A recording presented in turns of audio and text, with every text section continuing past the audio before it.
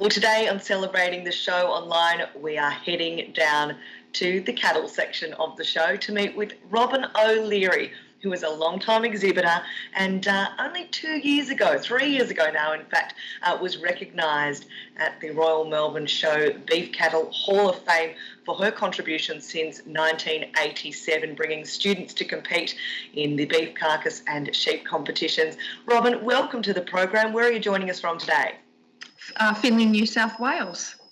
So you're at Finley High School there. You've been there for quite some time and you've had a great relationship over the years with the Royal Melbourne Show. We can see a ton of ribbons and trophies behind you. Tell me, what is it like for those students who participate in the Royal Melbourne Show? What does the day look like for them? It's a huge part of the kids' schooling, I guess, not always part of direct curriculum. A lot of kids who participate in the show team actually do so through giving their own time during lunch times and weekends and holidays. So that's a big part of the program. They may not actually study the subject. It may not have worked out that they could do ag. They might have had to choose between ag and metalwork or something like that. But they know that they're always welcome to come to the ag plot during lunchtime. So that's that helps them to be able to get the best of both worlds. The kids are really committed to what they do in the ag plot and when they go to shows.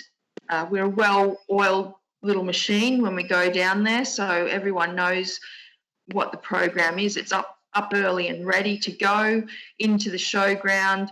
You get there, we go and check on our animals. The kids get them up, get them out. We clean the animals' beds and make them all nice and tidy and respectable.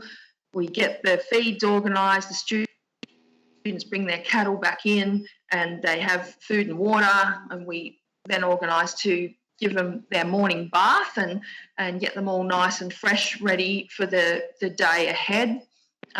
We were able to have quite a few people come and look at our cattle because they're generally really, really quiet, and it's great for the public to be able to get hands-on access or up close and personal with the cattle and see what they're like. They ask a lot of questions, and it's really great for our students to be able to practice their communication skills and develop them talking to the public, letting them know what's involved in what they do at school and what agriculture looks like in our region, and sometimes some of the difficulties that we face out in rural areas.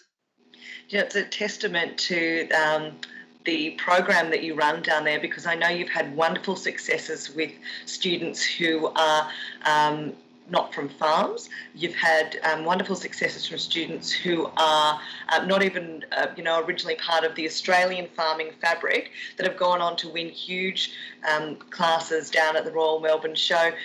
What do you say to kids that are not from a farming background that show an interest in agriculture? I just encourage them as much as I can to get involved, to follow their passion. It's a fabulous industry full of opportunity and diversity in what you can be involved in, and there are a lot of people out there who are willing to help you, because the older generation understands all too well that it's the students who are our future, and we need to be encouraging them into our industry so that we have the best people out at the front doing what needs to be done, so we're producing clean, green food and fibre and fabrics for society. So we just try and give them as many possible opportunities as we can, expose them to all the different variety of things that are out there for them to be involved in.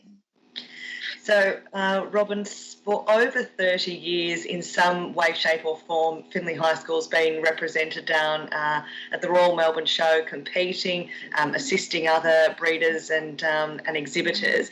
What are you missing the most personally about the show this year with it not being held?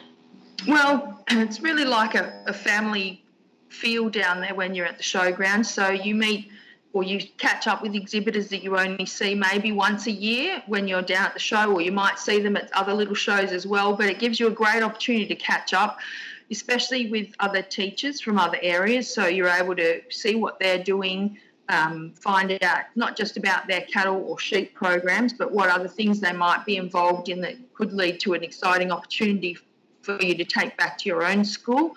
And of course, all the people that run the show, we, after such a long time of being down there, we're good friends with them as well. So, Ron, who runs the shed, and Nolene and David Spencer and all the other people that volunteer and do things down there, we're quite familiar with them, and it's great to have a catch up with them each year and see how they're doing and what they've been up to.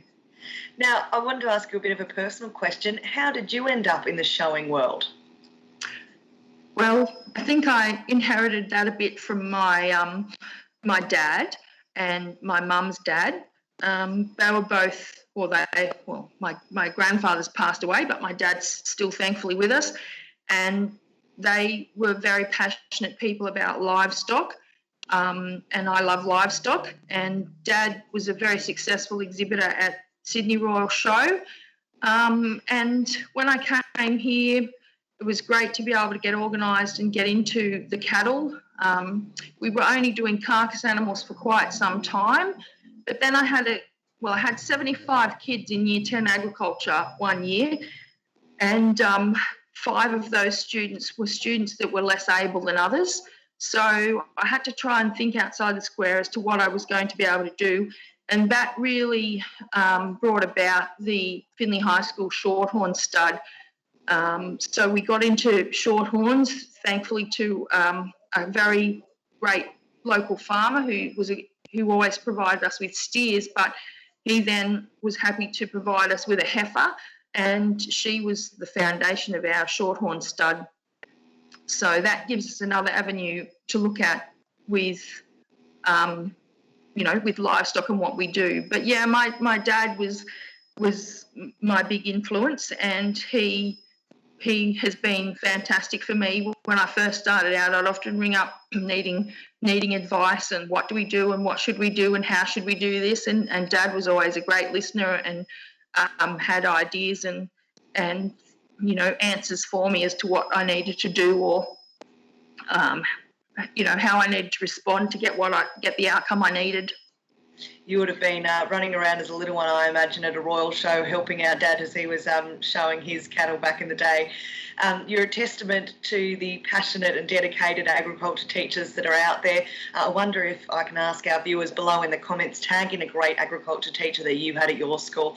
We should give them all a shout out, and they're pretty extraordinary. And if they run a show team, they put in a lot of hours outside of their core responsibilities too. Well, Robyn O'Leary, it's been a real delight to chat to you, and thank you so much for joining us on Celebrating the Show Online.